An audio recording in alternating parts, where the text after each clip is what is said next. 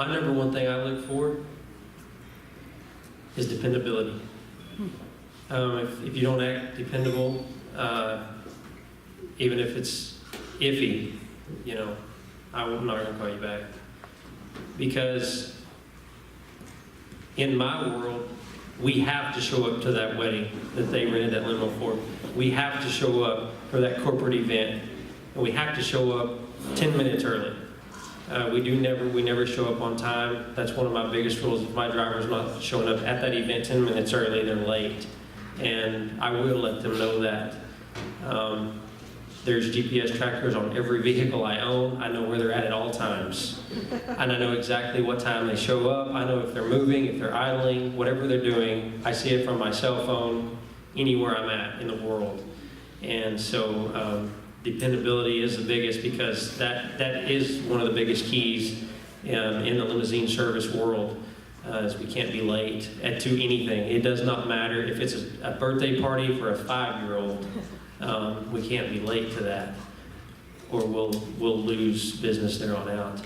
And so that's the biggest one for me. And you know, being flexible, that's a big one, especially where we come from, because we don't work normal hours like everybody does. Limos run at night most of the time.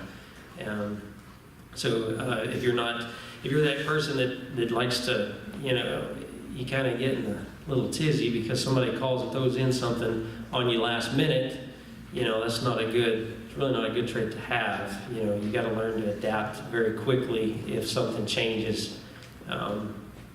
That's just, we've had that one time, and the driver that was on that, I was impressed the way he handled it. It was actually for a funeral. We've had a lot of funerals. And I'll just tell you what happened. The funeral home gave us 2 bad addresses in a row. Oh. We were late. But it wasn't our fault. We had it in writing 2 times.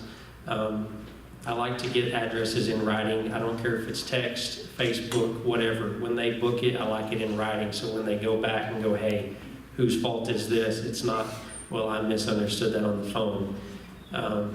We had proof of that. They understood that. It was a little mistake.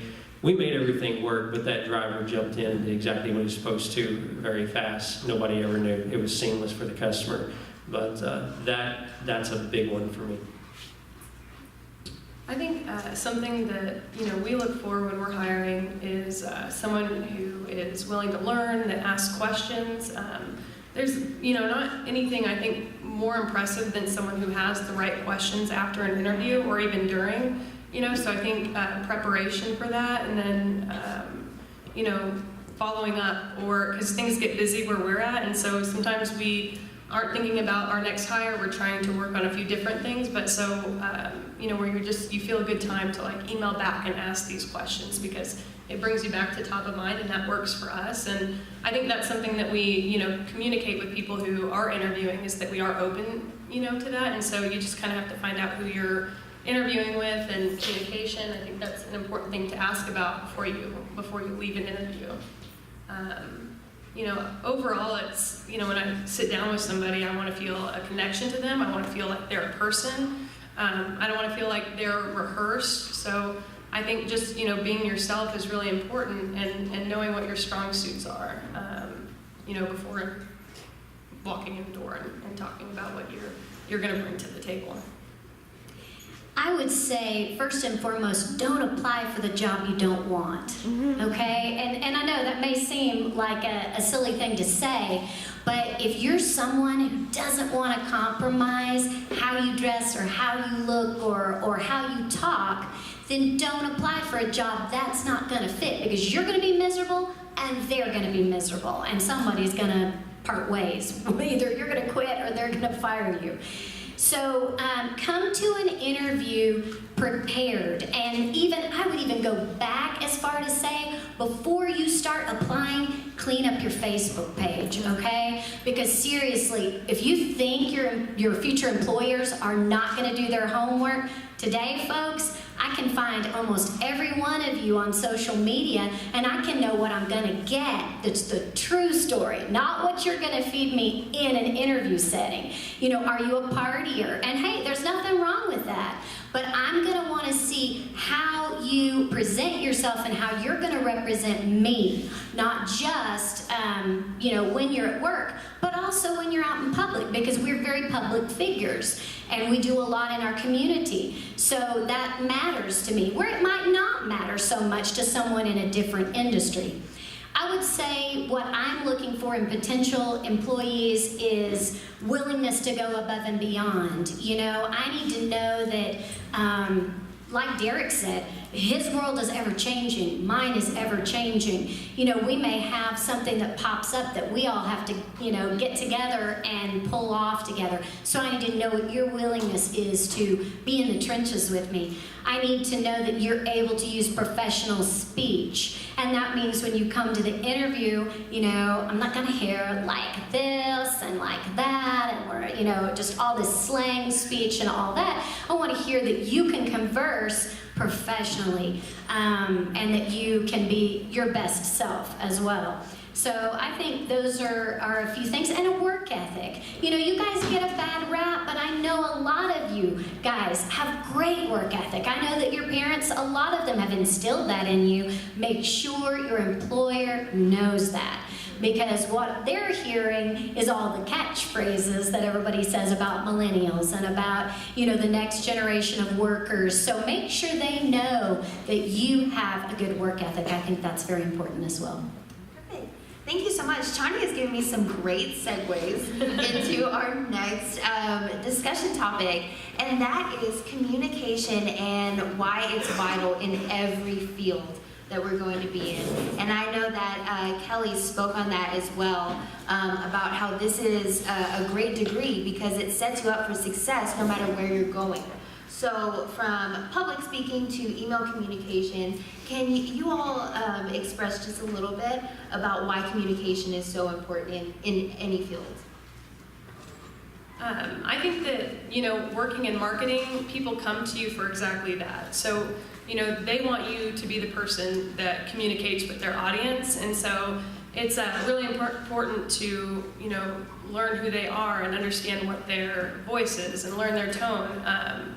You know, and you know, we work toward that with every client we serve, but you know, it just goes to show that people are looking for it in different ways. People are looking for someone that can help them communicate better, and so I think that it, you know, just from my own experience, that's what we do. We're communicators. We're telling stories. We're, you know, speaking for the business.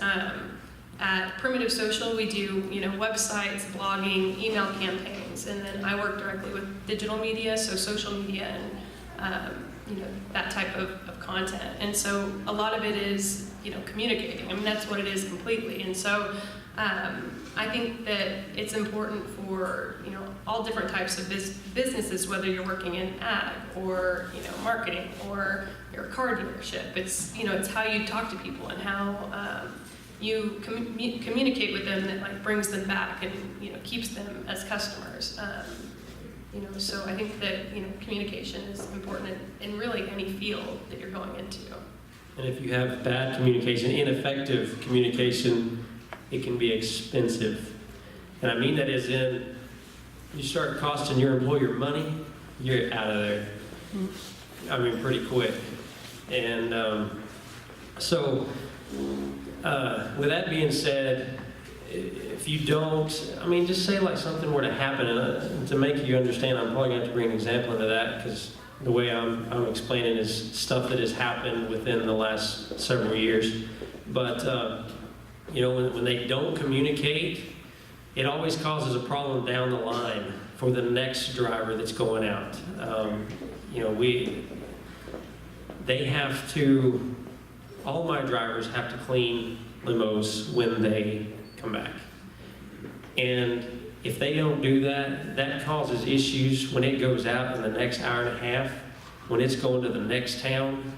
You know, it might be 100 miles from here, and they get down there and that thing's not cleaned up or something. We have different things in place now that prevent that. But every now and then somebody might slip, and when it starts costing the company money, that driver that caused that problem will be gone. Or, you know, I might give them a chance here or there. I've done that too. It all depends on what it is. But bad communication is not good at all. And not stepping up and saying something, you know, if they were to say something to stop that issue, then tell somebody. Don't be afraid to step up and tell somebody that something's wrong or this needs to be done or that. But that's better than not saying anything at all. You know what I mean? I would say one of the most underlooked parts of communication is being a good listener. Because folks, that's part of the battle in an interview setting as well as in a job setting.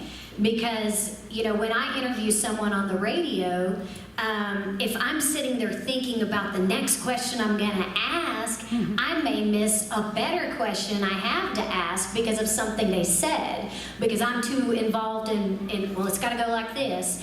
You know, become a better listener. And I know it creates some situations that may put you in a nervous situation because you're like, oh, but I want to be prepared. It's great to be prepared.